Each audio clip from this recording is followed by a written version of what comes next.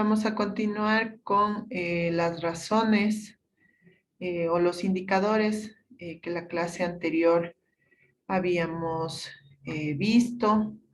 Habíamos visto las razones, cómo se clasifican a corto y largo plazo. Estas a su vez que son de liquidez, de actividad, de rentabilidad dentro de las de corto plazo y las de largo plazo de endeudamiento, de crecimiento y de productividad. Habíamos visto ya la mayoría de ellas y nos quedamos en las razones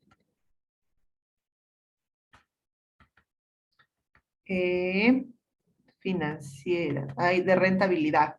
Entonces, dentro de las razones de rentabilidad, tenemos la de rentabilidad como tal, ¿no?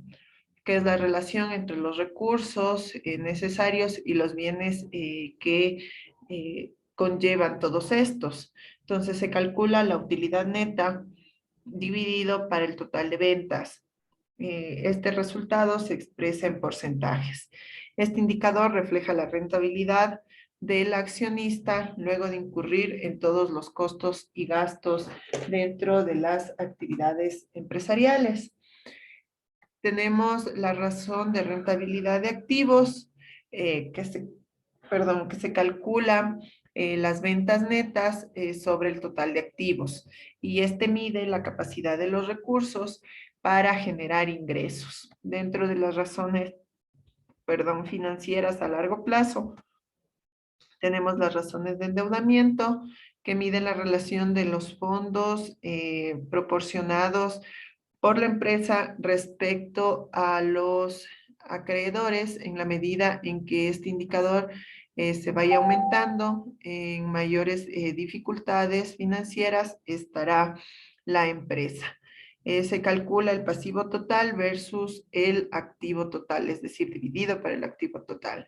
Expresa con cuántos dólares o con qué porcentaje de deuda tiene una entidad financiera y cómo se pueden solventar con el total de sus activos. La razón de crecimiento, que mide la habilidad que tiene la empresa para mantenerse en su posición económica en el crecimiento financiero e industrial. La razón de productividad, que es la relación entre la producción obtenida por un sistema y los recursos utilizados para obtener dicha producción. Las razones de apalancamiento, estas razones se utilizan para diagnosticar sobre la estructura, cantidad y calidad de las deudas que tiene la empresa, así como para comprobar hasta qué punto se obtiene el beneficio suficiente para soportar el costo financiero de la deuda. Dentro de la razón de crecimiento está la tasa de crecimiento del periodo, que se expresa en porcentaje, y es el cambio total que ha obtenido una variable entre dos fechas, es decir, la temporalidad de los periodos tiene que ser diferente. De modo que en lugar de ponerle la coletilla del periodo, podemos añadir el mes de los últimos 30 días o de los últimos 2 años. Y se calcula el periodo N sobre el periodo base, esta división menos 1 y esto por 100.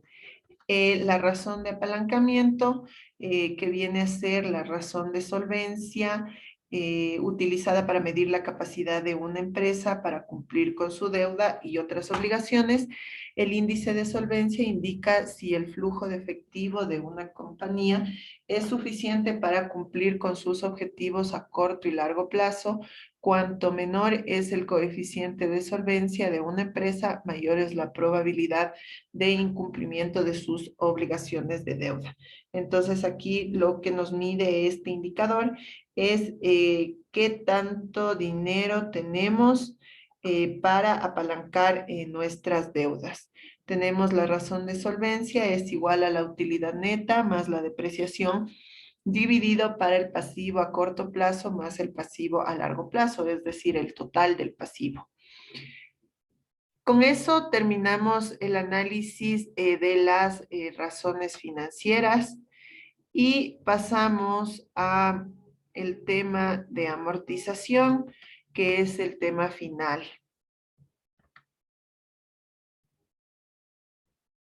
Amortización.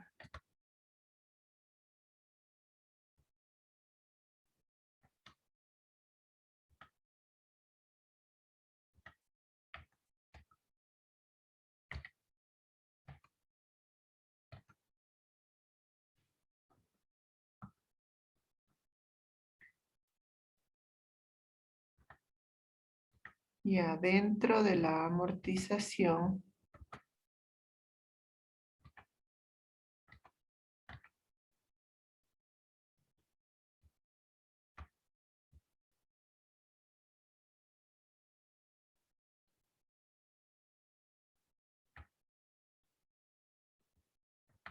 denme un segundo, por favor.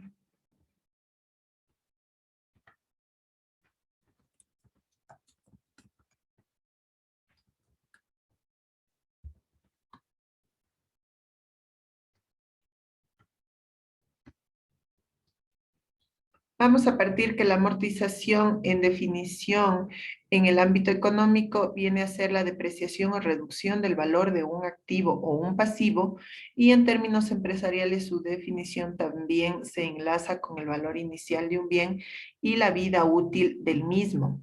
En un término que hace referencia a la pérdida, bueno, en sí es un término que hace referencia a la pérdida de valor que registra cualquier elemento a lo largo del tiempo, y es una forma de cuantificar la pérdida. Se conoce como la forma de dividir el costo de la inversión como gasto durante los periodos en los que esta inversión se va a generar, perdón, que va a generar ingresos. Entonces, dentro de la amortización tenemos igual amortizaciones de inmobiliarios, amortizaciones lineales, amortizaciones acumuladas. También las amortizaciones de los intangibles, por ejemplo, de las deudas. Entonces, ¿qué nomás podemos, qué son los elementos amortizables? Entonces tenemos varios, ¿no? Como les estaba explicando, tenemos los elementos inmovilizado material, que son todos los elementos del inmobiliario material, que son amortizables, excepto los terrenos y que dentro de este terreno estén o no edificados, o sea, tengan o no tengan una construcción. Cuando se trate de edificaciones, la depreciación computable corresponde solamente al valor de la construcción, no al valor del suelo. Entonces aquí hay que diferenciar que el terreno es una cosa y la construcción es otra. Entonces la construcción, es el edificio, se deprecia mientras que el terreno se amortiza.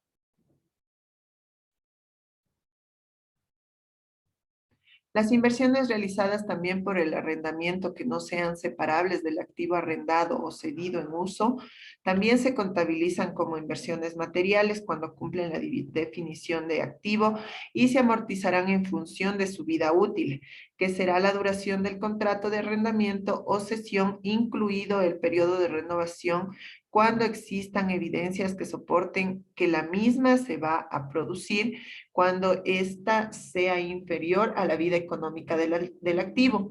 Algunos supuestos problemáticos, por ejemplo, son las cajas de plástico usadas en la distribución.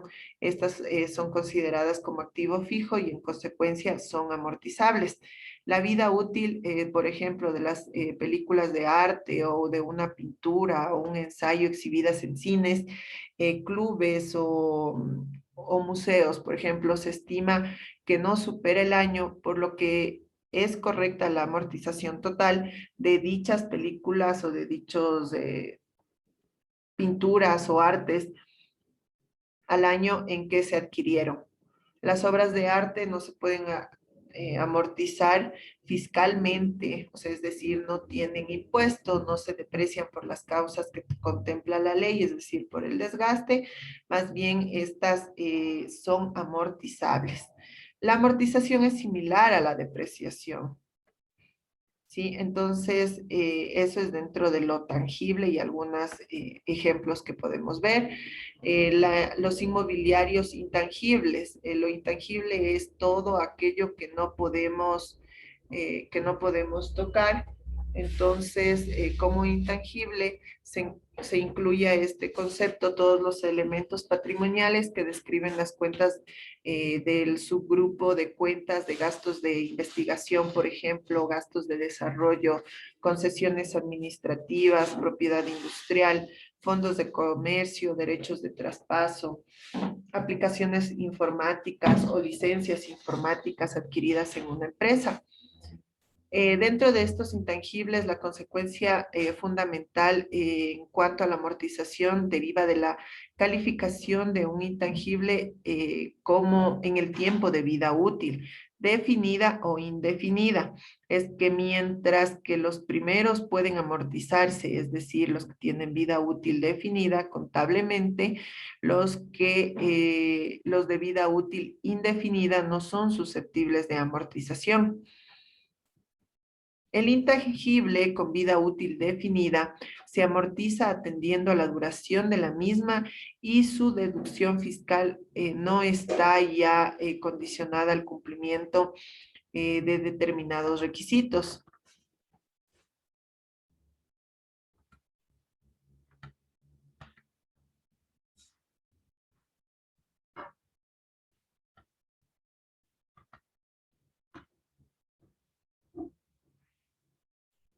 Entonces, estos requisitos eh, son exigidos igual en función de la normativa, ¿no? No obstante, la no exigibilidad del cumplimiento de tales requisitos no será de aplicación a los intangibles adquiridos en periodos impositivos iniciados con anterioridad a los años que sean regulados de acuerdo a las leyes de cada país. Tenemos también las inversiones inmobiliarias, que dentro de las inversiones inmobiliarias la norma contable incluye los terrenos o construcciones que la empresa destine a la obtención de ingresos por arrendamiento o posea con la finalidad de obtener plusvalía a través de su enajenación fuera del curso ordinario de sus operaciones. Otro elemento amortizable, tenemos los activos no corrientes y grupos enajenables de elementos mantenidos para la venta. Entonces, aquí este tipo de bienes, al ser amortizables, se refieren en que tal y como de forma clara y expresa la normativa, deben ser clasificados y categorizados contablemente para proceder a la amortización.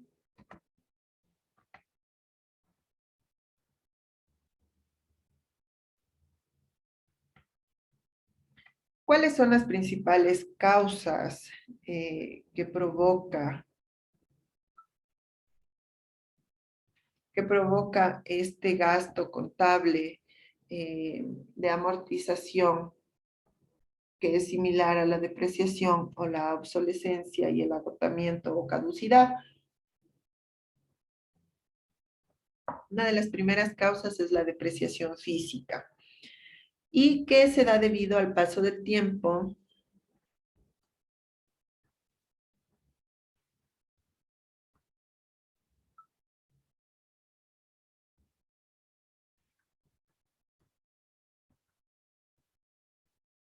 que se da debido al paso del tiempo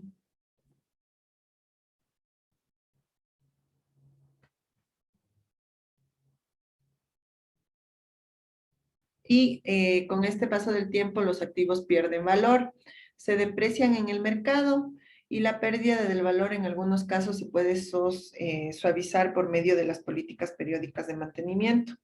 El cálculo de depreciación física es determinado tradicionalmente en los diferentes manuales y normativas de valoración empírica, y también dentro de la contabilidad existen diferentes métodos de depreciación. Tenemos el método lineal, la depreciación parabólica creciente, la depreciación parabólica decreciente.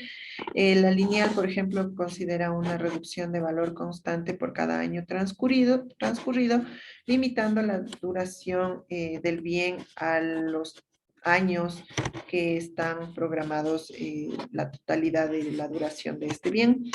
La parabólica creciente considera que la depreciación se hace más acusada en el tiempo, es decir, que los inmuebles más nuevos se deprecian proporcionalmente menos que cuando estos presentan una avanzada edad. Y la parabólica decreciente considera una depreciación más acusada durante los primeros años de vida, en la edificación, amortiguándose con el paso del tiempo, es decir, es lo contrario de la parabólica.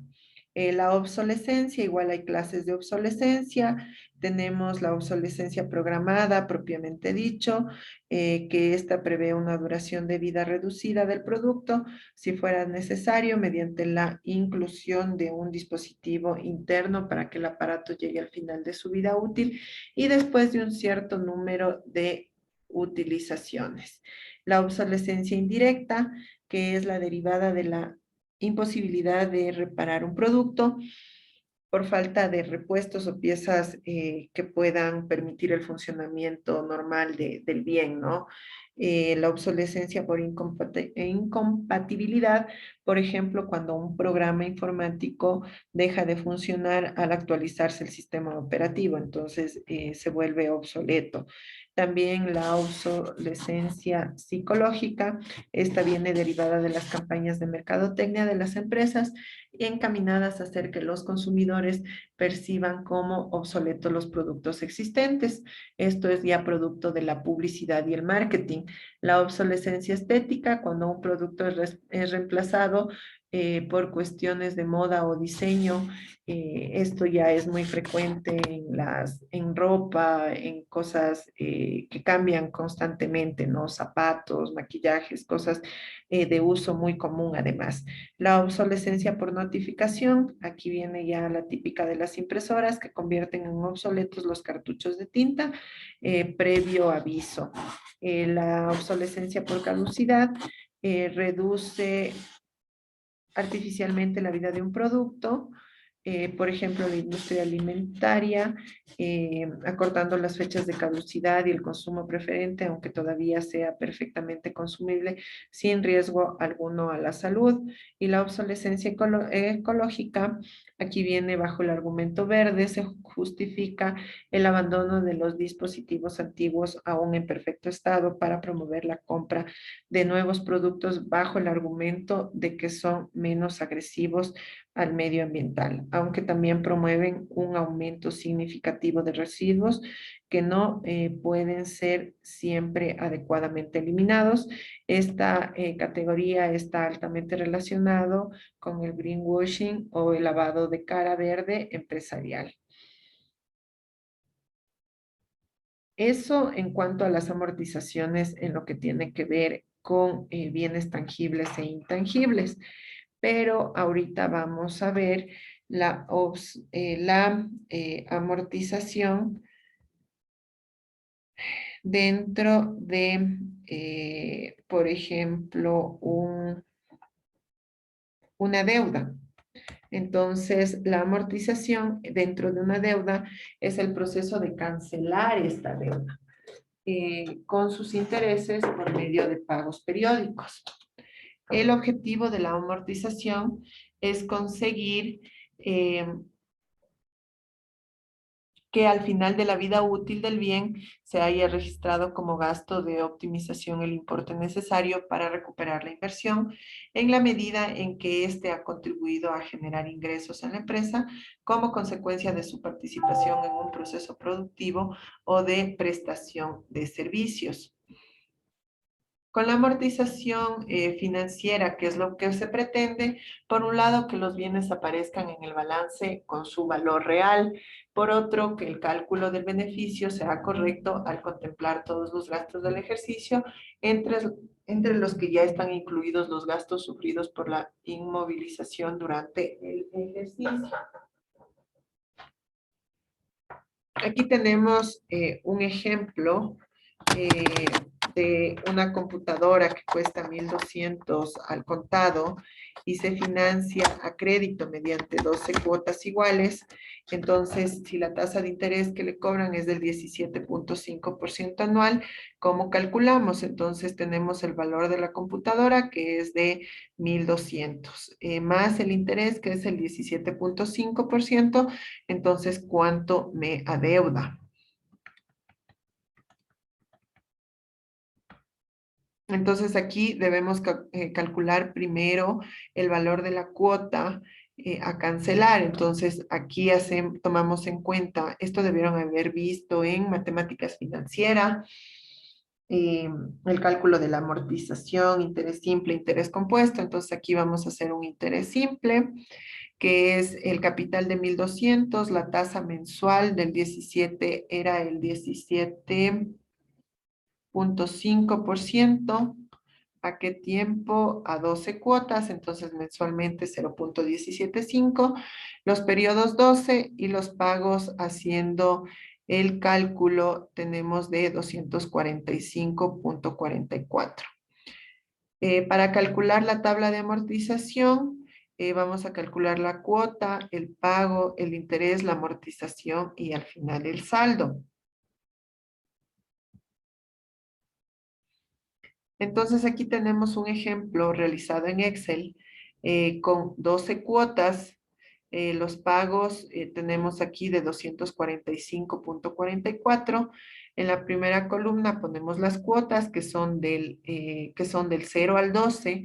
Luego tomamos la segunda celda que es después del 0 y ponemos el monto a cancelar que es los 245,44. Le validamos porque se va a desplazar hacia abajo, esa cuota es fija. Entonces realizamos el cálculo de los intereses. Aquí multiplicamos el saldo de la tabla de amortización por el interés de la tabla superior que se presenta al inicio. Entonces aquí nos quedaría el saldo por el interés. Entonces ahí validamos el interés porque se va igual a arrastrar hacia abajo. Y finalmente tenemos la amortización, que es la diferencia entre el pago y el interés. No, sí, el pago y el interés. Aquí tenemos el cálculo y el saldo se realiza de manera igual muy sencilla, que viene a ser el saldo menos la amortización.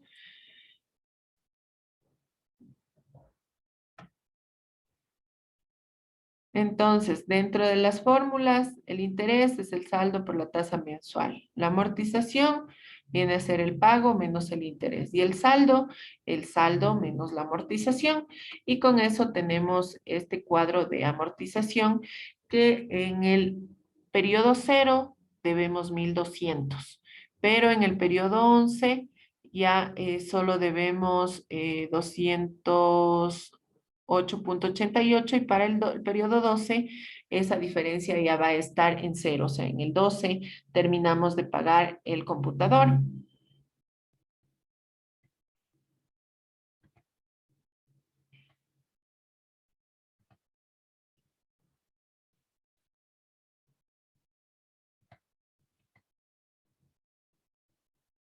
Entonces, dentro del ámbito financiero, la amortización es el proceso de calcular una deuda y sus intereses por medio de pagos periódicos. Amortizar se dice que es un documento que causa intereses, está amortizado cuando todas las obligaciones contraídas son liquidadas mediante una serie de pagos hechos en intervalos de tiempos iguales, como habíamos visto en el ejemplo anterior. Las 12 cuotas vienen en pagos iguales. Se calcula la cuota, podemos utilizar diferentes fórmulas simples, compuestas. Aquí tenemos un cálculo de amortización compuesta con interés compuesto. Por ejemplo, aquí tenemos que para calcular el valor de pago semestral de una empresa que consigue un préstamo de $3,000 con una tasa de interés del 14% anual capitalizable semestralmente, el cual será amortizado mediante pagos iguales cada semestre durante 3 años y 6 meses, se realizará el siguiente procedimiento. Entonces tenemos la fórmula de amortización, viene a ser el valor de la deuda. El N viene a ser el periodo en años, que son 3 años, 6 meses. Entonces, el I igual a tasa de interés. Reemplazamos la fórmula y nos da el resultado que es la cuota de amortización más los intereses.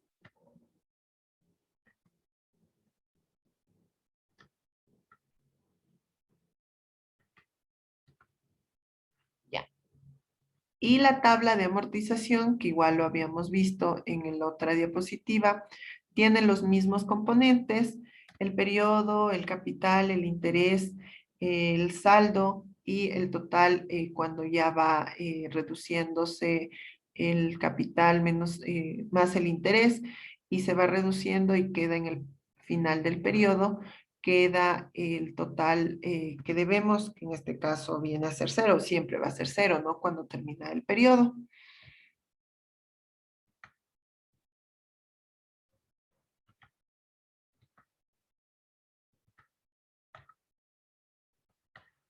Entonces, eso era lo último que quedaba pendiente dentro de la materia.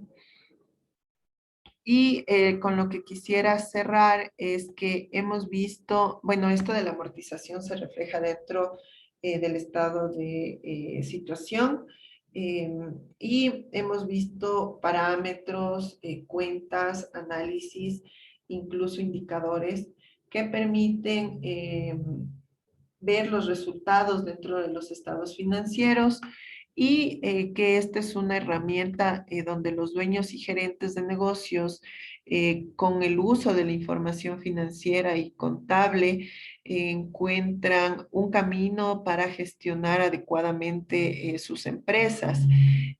Los estados financieros que presentan cada una de las empresas de manera anual, bueno, habíamos visto que son dos, el estado de situación, tanto inicial como final, y el estado de resultados. Puede existir otro tipo de estados dependiendo de la empresa, sin embargo, los dos son los principales y son los que evidencian información de primera mano para tomar estrategias. Y en sí vienen a ser estos documentos, informes periódicos para administrar, ¿no? Y tomar estrategias y tomar decisiones. Lo que ustedes ya dentro de la práctica principalmente es el análisis e identificar las cuentas y qué pasa si el activo es mayor, si el pasivo es menor, si el patrimonio ha aumentado, qué pasa con los ingresos, los gastos, qué tipos de gastos tenemos, podemos hacer un flujo de efectivo, cómo podemos optimizar, identificar gastos. Ese es el objetivo de esta materia, el identificar principalmente estas cuentas y poder analizar los estados financieros para que ustedes dentro de la práctica ya en la profesión puedan obtener buenos resultados, ¿no? Si ustedes deciden ponerse una empresa o están al frente de una empresa, estas decisiones contables financieras sean una herramienta para que ustedes puedan tomar decisiones correctas. En sí, ese es el objetivo de esta materia y quisiera saber si hay alguna pregunta o si no, para concluir con la clase. Y eso sería todo la materia de gestión financiera.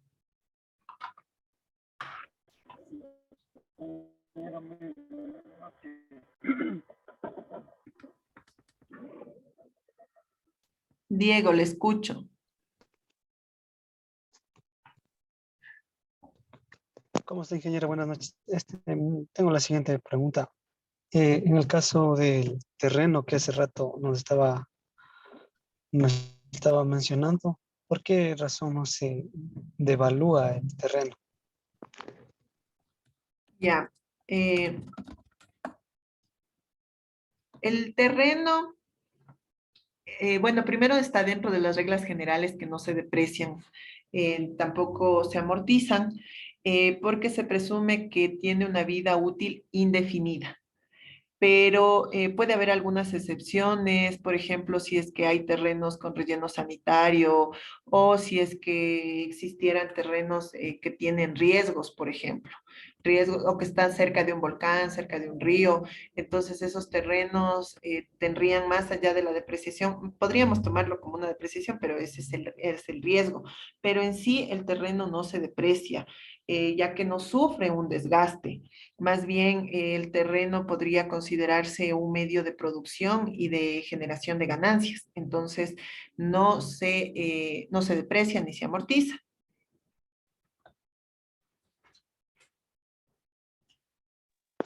Ya, ingeniera, muchas gracias. Y otra pregunta con lo que respecto a la clase anterior, que le Ujú. mencionaba sobre el tema de una sociedad anónima, cuáles son los pasos a seguir y cómo se puede formar y a partir de cuántas personas, Ya, todo acerca.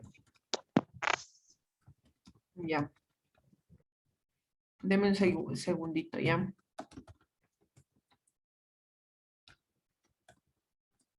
Busco el archivo.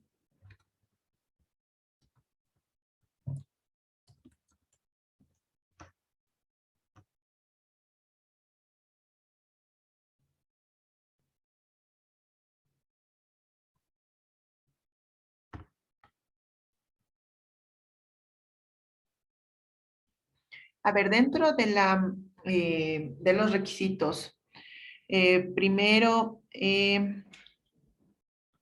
necesitamos como mínimo dos socios, si es que es compañía limitada, y máximo 15. Para una sociedad anónima ya necesitamos más de dos socios, igual, perdón, más de 15 socios.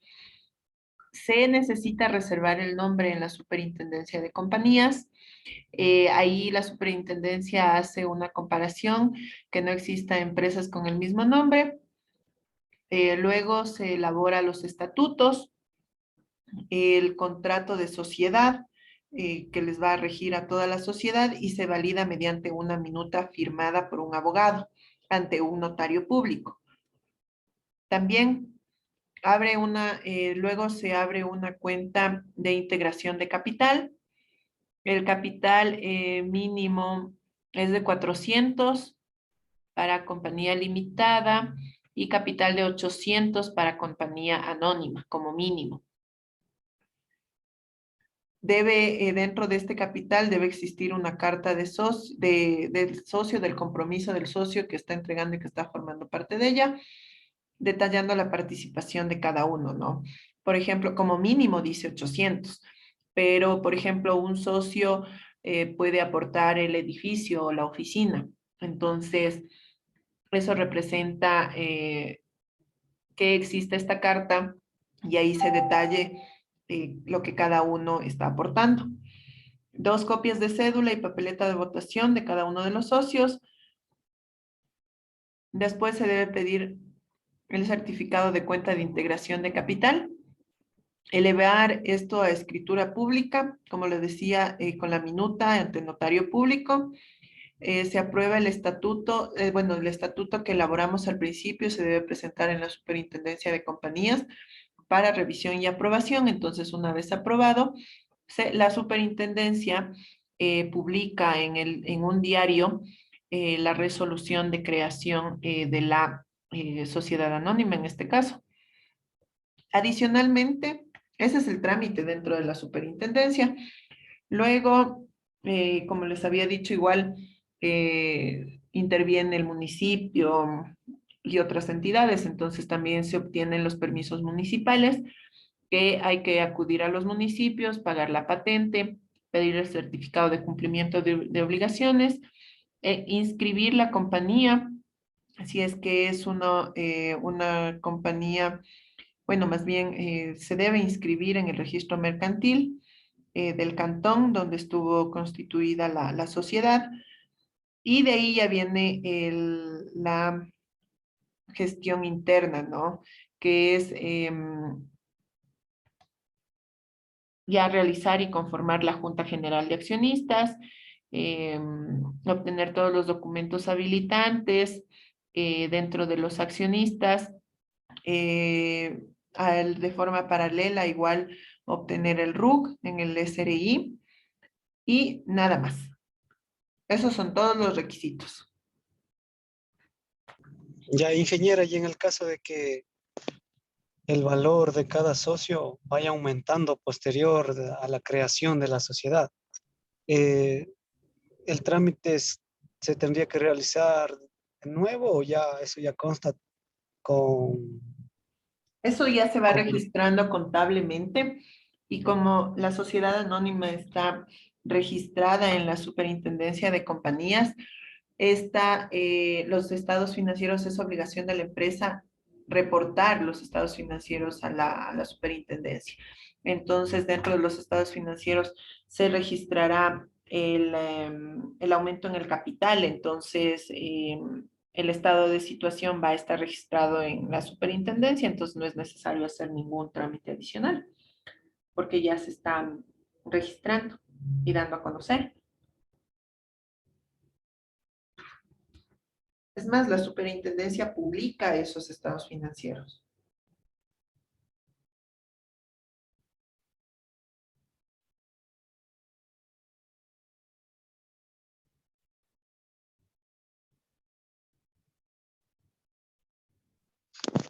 ingeniera y los beneficios de esta sociedad, ¿cuáles serían?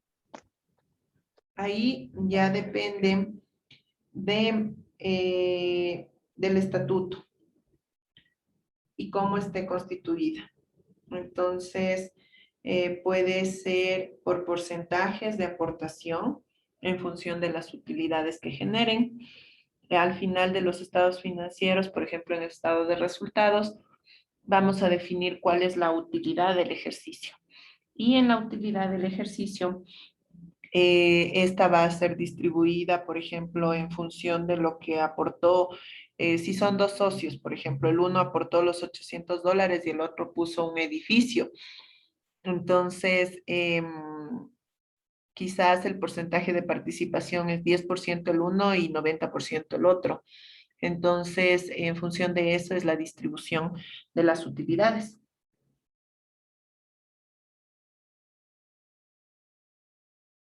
Ya, listo, ingeniera, muchas gracias. Listo, entonces, si no hay más dudas, quedamos ahí. Y muchas gracias, que tenga una buena noche y cualquier duda igual en la plataforma, por favor. Ingeniera, disculpe, lo que pasa es que anteriormente me dictó el número, pero no le alcancé a copiar. ¿Sí me puede dictar de nuevo su número, por favor? Le copio en el chat. Ay, perdón, se me fue un número mal.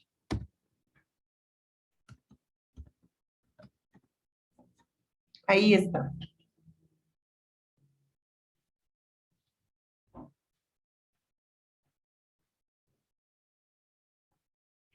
Y ahí sí ya lo copió. Sí, muchas gracias, ingeniera. Ya. Listo, un gusto. Una buena noche y que les vaya muy bien.